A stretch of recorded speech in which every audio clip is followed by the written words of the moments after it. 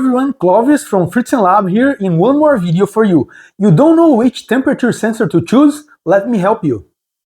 So guys, this looks like a mess, but I promise you this is not a mess. In here I have 4 temperature sensors, 4 different ones. First one is DS18B20, which is a integrated temperature sensor that can be submerged. It has this metal case. It works via one-wire communication to the microcontroller. The second one is the LM35, which is where my finger is pointing. It's an integrated temperature sensor that outputs 10 millivolts per degree Celsius that it reads. The third one is the DHT11, which is a temperature and humidity integrated temperature sensor that communicates via only one wire as well as the DS18B20. And then the last one is the NTC thermistor. You can see the NTC thermistors in the board with a resistor in series in here.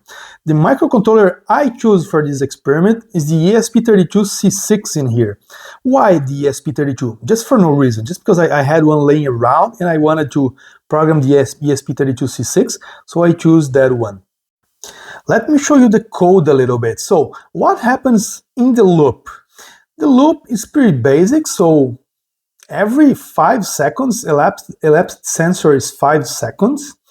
I enter this function, then I read LM35, read NTC, read DS18B20, read DHT11, and then I do a moving average. Smooth LM35, smooth NTC, smooth DS18B20, smooth DHT11. And then this is every 2 seconds, okay? Then every 5 seconds, elapsed print is 5 seconds. Every 5 seconds, I use SNPrintf to print LM35, NTC, DS18B20, and DHT to the serial plotter or an application. I made an application using the web serial function available in Google Chrome. Actually, AI helped me do this. I didn't do this myself.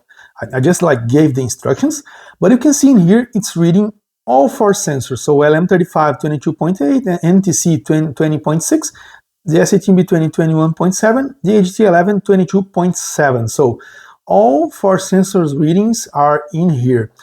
This window is 5 minutes, so you can see the temperature, the trend in the last 5 minutes. The temperatures are not this far apart in real life. You can see this is 20.5 and this is 22. So there's only 2 degrees of difference between all 4 sensors in here. So now that you saw that I made the experiment, so which sensor is better? Which sensor is best for my application? That is the key. The sensor has to be best or better for your application. For example, DHT11. Which is that blue encapsulated plastic thing. That is the best for when you need humidity, for example. When you need humidity or when you need to expose the sensor, when the sensor is visible by the client or by the customer, the DHT11 may be the best one. The NTC thermistor is the simplest and cheapest one. So you pick the NTC when you need a cheap option, but of course, you need conversion. You need more math to read the NTC, so your microcontroller has to be more powerful as well. The LM35 is a cheap sensor. It is encapsulated like an integrated circuit, so it's perfect for circuit boards. The DS18B20 in that metal case is perfect for immersion, for liquids, for example. Guys, if you want to have more information about this experiment, if you want to see data, see schematics, see code, go to FritzenLab.net. Again, FritzenLab.net. See you guys in the next few videos.